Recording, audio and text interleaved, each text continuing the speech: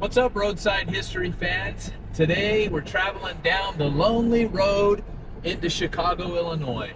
We're coming up on a place that's really interesting and has a significant amount of history and historical reference to the United States and to the railroad business. It's an area known as Pullman, Illinois.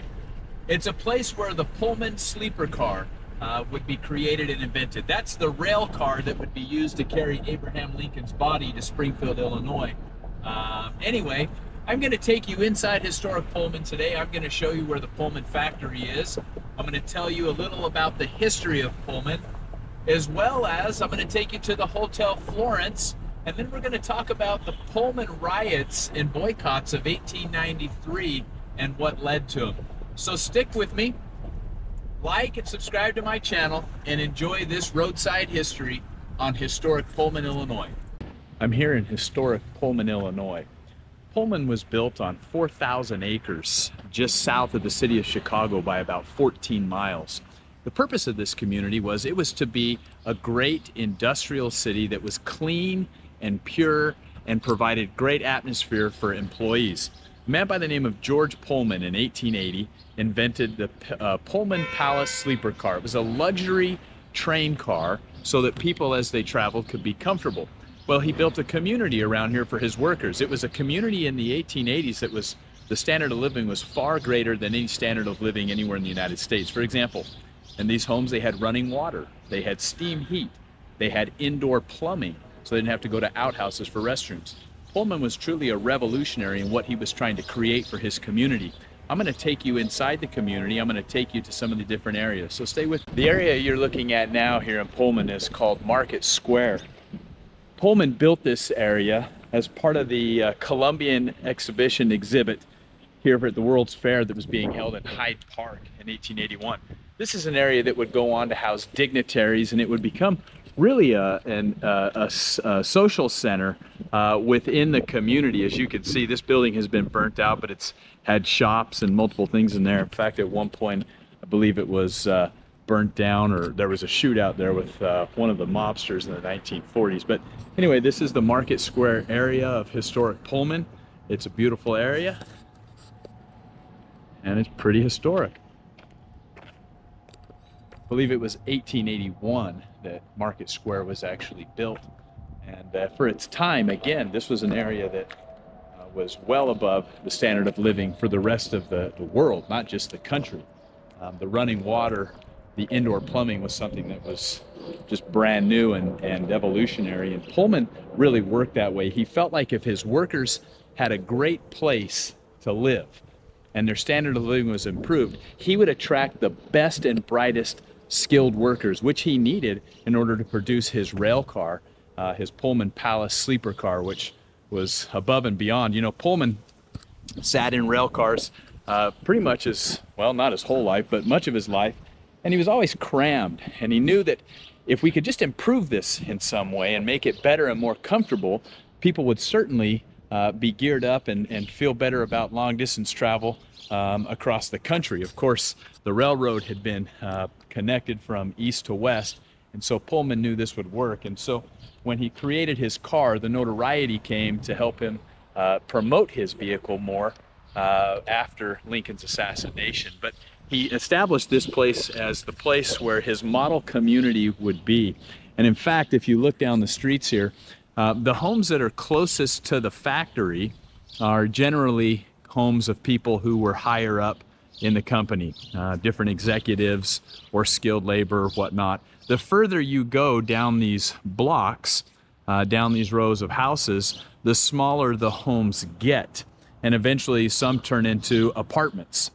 Pullman did it this way for a reason. He wanted his most important people closest to work so that he could stay in contact with them. In addition, at the end of every block, it was a little bit bigger home that led to smaller homes because of the supervisory duties.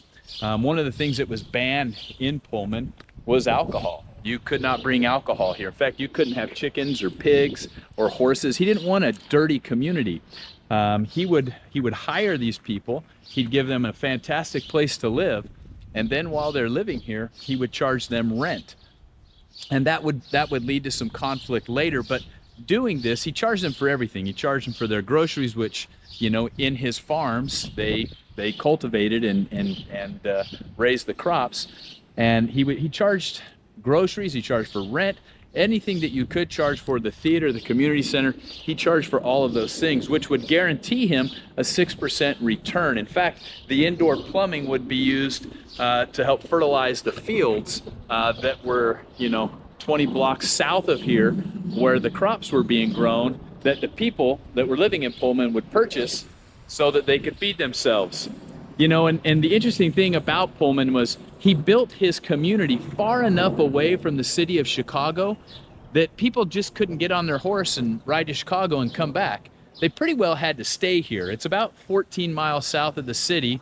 It's not far. To the one side of us here is Lake Calumet, which is an area that people could go and recreate and get away.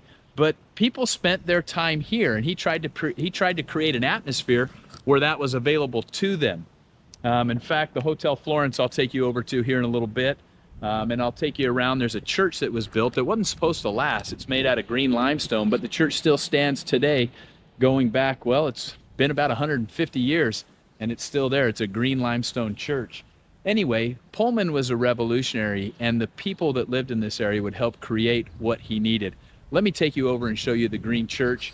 One more time, I'll show you Market Square.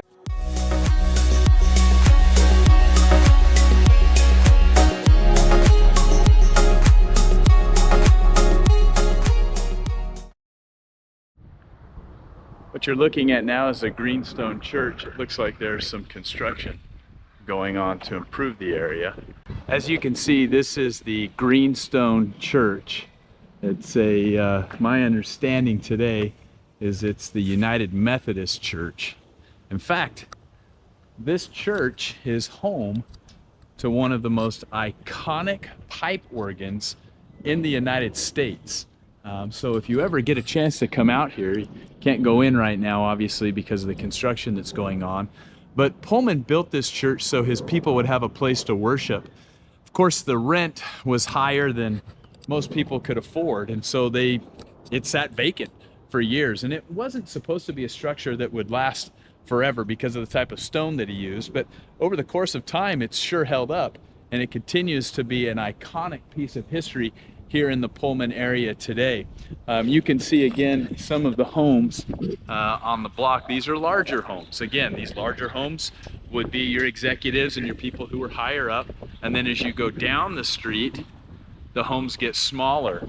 Of course, over here, you can see some bigger homes. And just down the way from here, if you're heading that direction, just down the way, one of the things that you'll see is that Pullman had a clock tower erected above his factory. And the reason he had that clock tower erected is because people needed to know what time they had to be to work. He didn't want them to be late.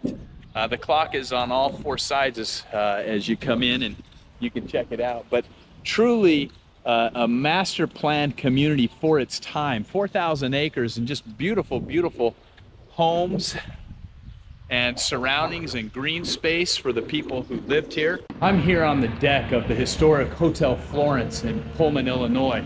The Hotel Florence was built in 1881 and named after Pullman's favorite daughter. This would become a place for dignitaries. It was not a place for Pullman's workers to come and enjoy life. It's a very lavished hotel. In fact, 50 rooms, 23,000 square feet, cherry wood throughout the place. Just an incredible building. It featured a barber shop inside, a billiards room, just an incredible building for dignitaries and other individuals who were wealthy, who were coming into the area to visit. This site has been restored. In fact, it's part of the National Park Service currently, as this place, the whole Pullman area, has been restored over the last several years. But I wanted to show you the Hotel Florence because it stands as a masterpiece, and truly it shows what the area was like, the wealth and the beauty by which Pullman would go and the detail that he would go to build it. I showed you the picture of it just before I started talking here on the porch. But you can see the size and scope of the porch, how grand it is, the entrance would have been magnificent in its day. Today, there's tours that you can go on to come inside the Hotel Florence. You just would need to pay a few dollars and then come during their operating hours, and they'll take you on a tour inside the building. It's multiple floors. Of course, the second floor is the most lavished floor because that's the floor when people came into they would see. Just an amazing building and a tribute to his daughter, as well as a tribute to a great industrial giant.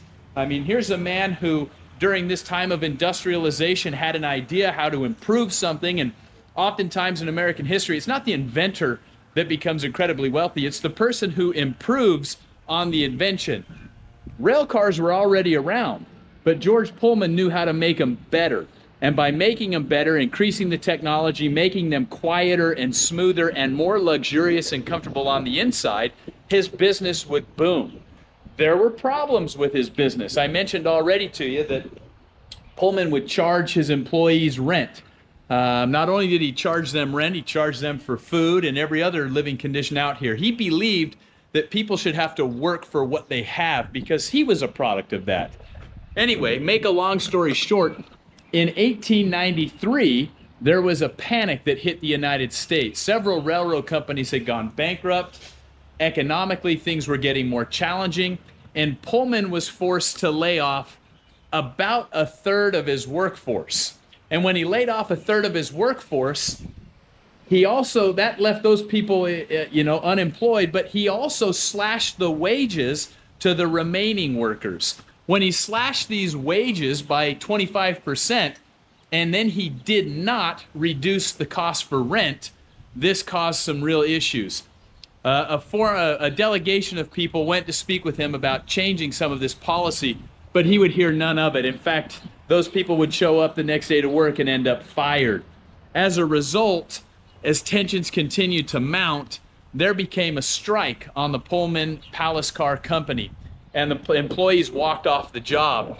This strike would go on for a little while. In fact, the strikers would link up with a railroad union, who also would give a little bit more validity and power behind the strike, and it would cause some real contention. Pullman wasn't going to negotiate with unions. Well, as the story goes, rail cars, Pullman cars, were being attached to postal cars. And when the mail can't be delivered because the workers are striking, then you've got a federal issue. Now you're affecting interstate commerce. And under the Commerce Clause of the Constitution of the United States, the federal government oversees interstate commerce. The mail would be an aspect of interstate commerce. Anyway, the President of the United States at the time, I believe it was Grover Cleveland, sent in federal troops. And when the federal troops were in, there was conflict that broke out between strikers and troops. Several people ended up dead, and it showed that the United States government was willing to use force to force picketers back to work or off the lines, which was really concerning for the time. But it led to the Pullman strikes of 1893 and 1894. The strike wasn't long-lived. It actually died a few months after it began, but it was intense. And because it was intense and Pullman had such an economic pull, it really slowed things down the whole country over. And because of that, that's part of the reason the federal government got involved in the strike. Anyway, that's a little bit about the area. Pullman was able to save his company. By 1897, he had saved his company. He died shortly thereafter. In fact, when he died, he's buried in Chicago's Graceland Cemetery, and they buried rebar and extra concrete over him because they were so worried that people might try to find his gravesite and desecrate his grave. He wasn't well liked by his workers when, in actuality, his ideas were brilliant. His standard of living was brilliant for the people, but when it came down to dollars, he understood how to pinch every penny and make it count. And ultimately, that would help lead to some of the frustration surrounding the people that work with him. But again, I'm just going to show you the Hotel Florence.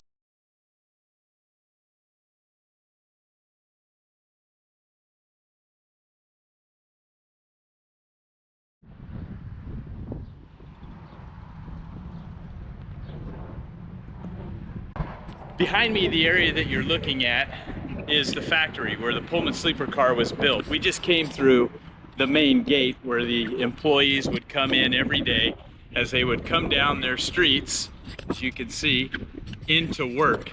This is what the factory looked like. Behind me, off to my left, you can see the iconic clock tower.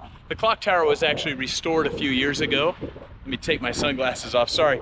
The clock tower was restored a few years ago, but the clock tower was established by George Pullman as not just for looks and to make it look nice, but Pullman believed you needed to be on time to work.